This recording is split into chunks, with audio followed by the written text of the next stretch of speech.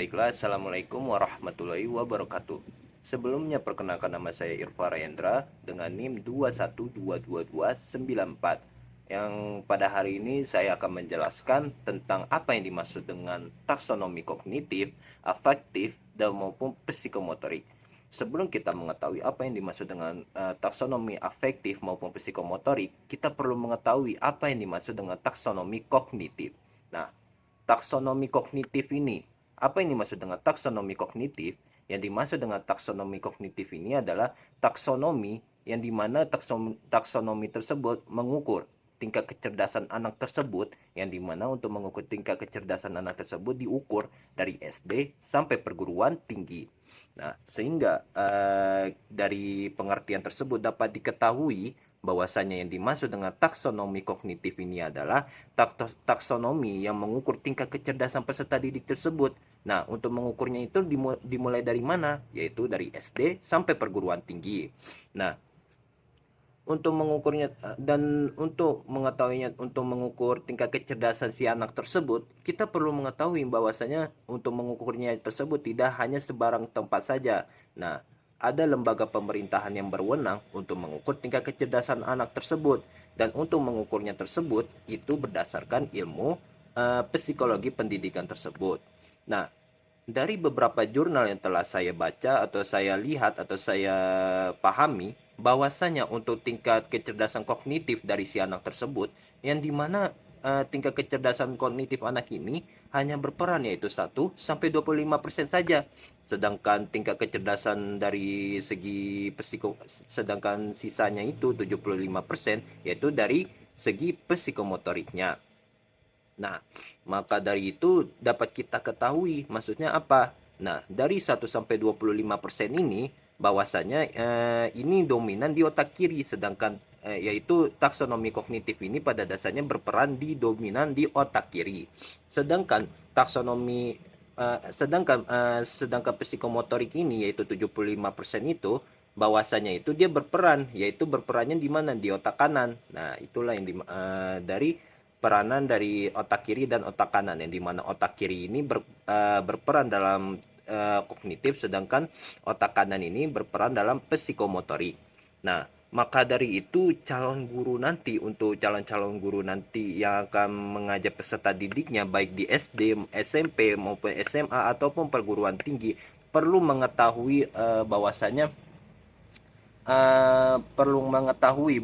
tingkat kecerdasan anak ini perlu mengetahui tingkat kecerdasan anak ini. Maksudnya apa? Bahwasanya anak-anak yang yang ada pada jenjang SD maupun SMP tersebut, yang dimana mereka yang dimana untuk perkembangan kognitifnya tersebut itu hanya 1 sampai 25% saja, dan untuk sisanya tersebut anak-anak yang dari SD sampai SMP ini lebih dominan di otak kanan atau psikomotoriknya. Makanya kan kita mengetahui bahwasanya sekolah-sekolah yang ada di luar negeri seperti Finlandia ataupun seperti Singapura ataupun seperti di Malaysia, untuk melaksanakan pendidikannya itu hanya beberapa jam saja.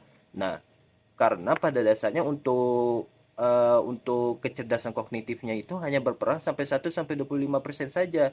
Sedangkan 75%-nya itu digunakan untuk psikomotorik. Makanya sisa-sisa jam dari pembelajaran tersebut digunakan oleh peserta didik tersebut untuk mengembangkan psikomotoriknya tersebut.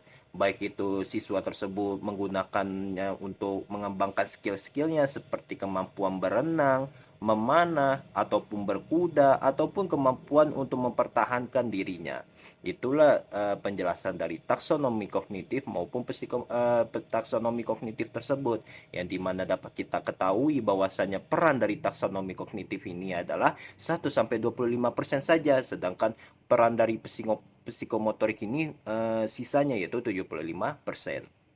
Nah, perlu kita ketahui bahwasanya pada anak atau peserta didik pada jenjang SD maupun SMP tersebut, pada dasarnya ini anak-anak tersebut lebih cenderung untuk melaksanakan permainan, ya, karena kan kita sudah mengetahui bahwasanya tingkat kecerdasan anak ini kan yang kognitifnya itu hanya berperan sampai 1-25% saja, dan 75%-nya kan hanya psikomotorik saja. Nah, makanya anak-anak pada SD sampai SMP-nya tersebut mereka cenderung untuk bermain. Maka dari itu, calon pendidik nanti ke depannya perlu mengetahui bagaimana cara pelaksanaan pembelajaran yang dilaksanakan oleh pendidik tersebut pada jenjang SD maupun SMP. Bagaimana caranya? Yaitu pembelajaran tersebut tidak hanya dilakukan dalam indoor saja, tetapi dilakukan dalam outdoor saja. Misalnya, dalam pembelajaran outdoor, yaitu dengan melaksanakan ceramah. Nah, peserta didik tersebut perlu dilatih untuk melaksanakan ceramah, agar nantinya peserta didik tersebut untuk tampil di depan orang banyak tersebut tidak perlu adanya keraguan dalam dirinya dan tidak perlu adanya rasa takut ataupun rasa malu.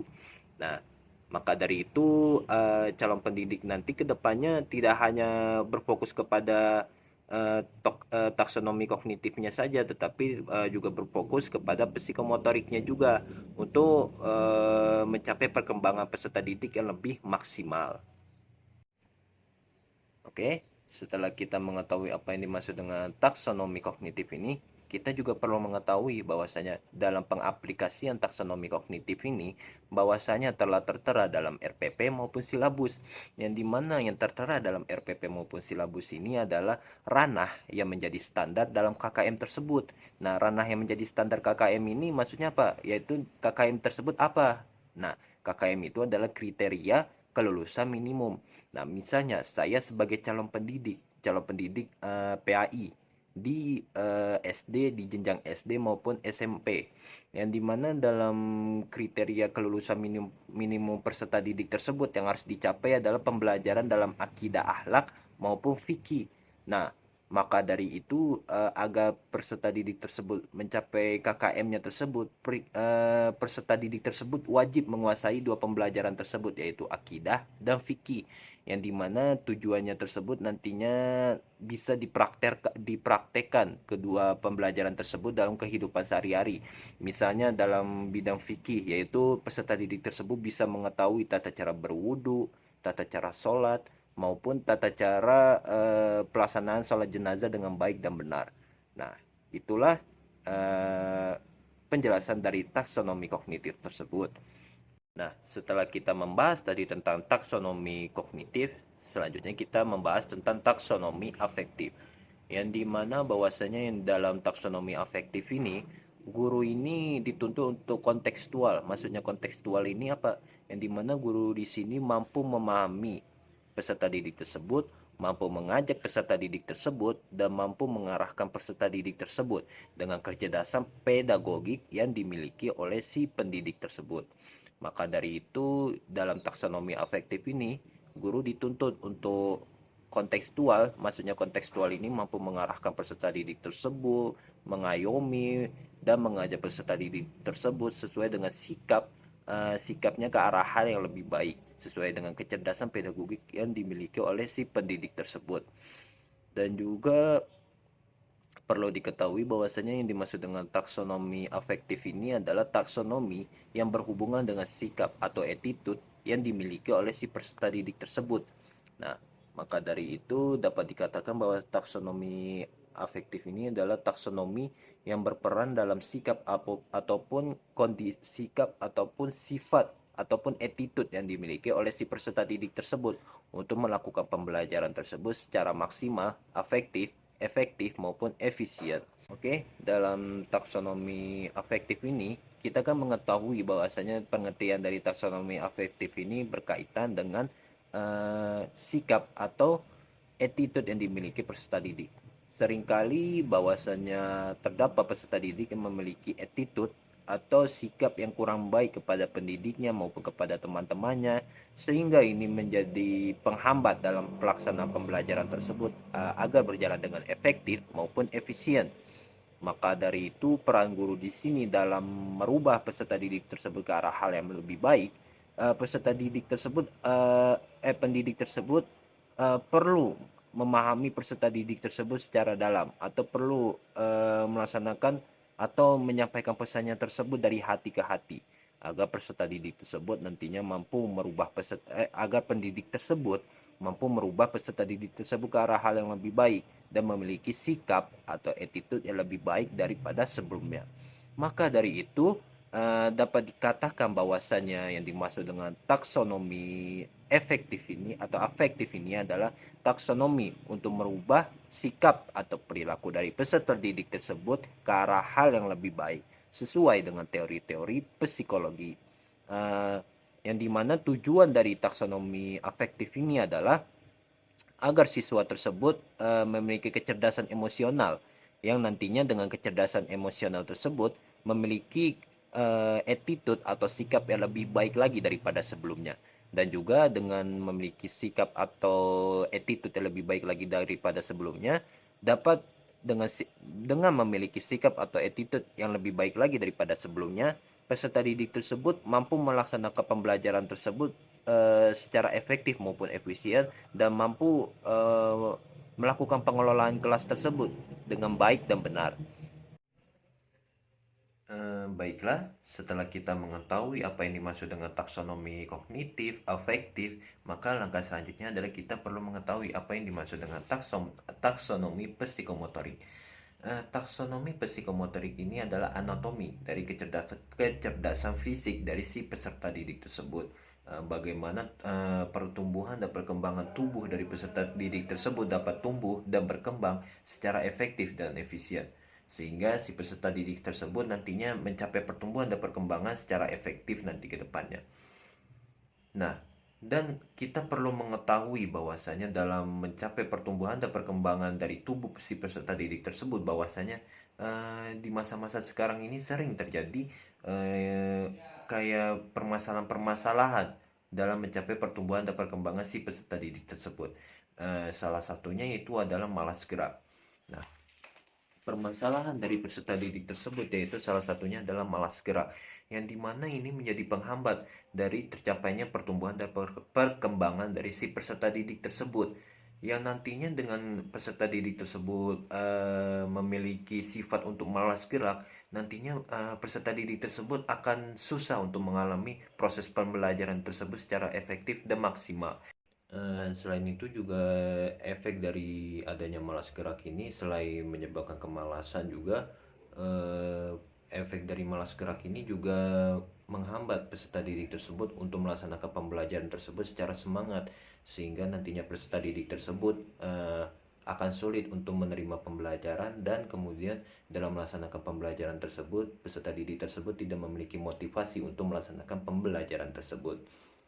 Selain itu, permasalahan-permasalahan yang sering terjadi untuk meningkatkan fisik atau tubuh dari peserta didik tersebut antara lain adalah pola makan atau pola hidup sehat yang berada pada peserta didik tersebut.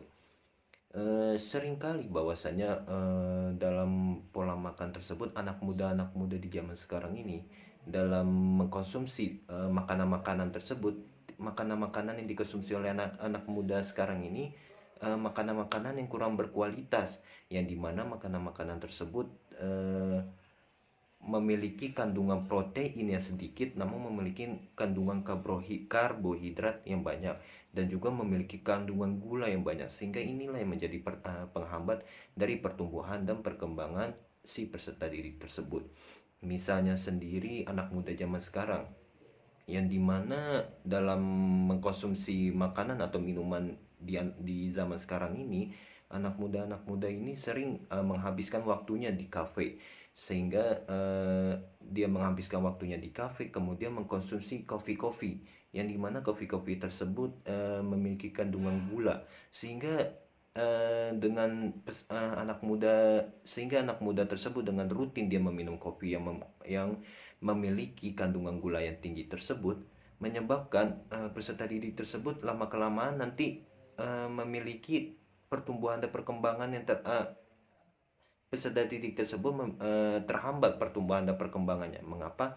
Karena pada dasarnya peserta didik tersebut mengkonsumsi gula yang terlalu berlebihan, yang nantinya menyebabkan tumbuhnya penyakit dalam si tubuh peserta didik tersebut, sehingga nantinya pertumbuhan dan perkembangan si peserta didik tersebut tidak tercapai dengan maksimal. Nah, inilah yang menjadi penghambat dari pertumbuhan dan perkembangan peserta didik tersebut, yaitu yang pertama tadi adalah malas gerak dari si peserta didik tersebut, yang kemudian pola makanan yang dikonsumsi dari si peserta didik tersebut, sehingga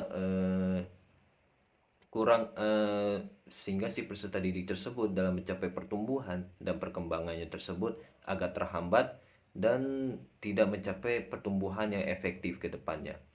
Maka dari itu, untuk solusi yang perlu kita atasi untuk mengatasi tersebut, seperti yang terjadi di luar negeri, bahwasanya dalam melaksanakan observasi tersebut, dalam melaksanakan observasi di jenjang SD, SMP, SMA, mereka terdapat belangko yang dimana belangkonya tersebut berisi makanan-makanan belangko tersebut berisi kebutuhan-kebutuhan protein yang harus diperoleh oleh si peserta didik tersebut, yang nantinya kebutuhan-kebutuhan protein, kebutuhan-kebutuhan serat yang harus dibutuhkan peserta didik tersebut, yang nantinya pola pertumbuhan dan perkembangan peserta didik tersebut dapat mencapai pertumbuhan yang secara efektif dan maksimal.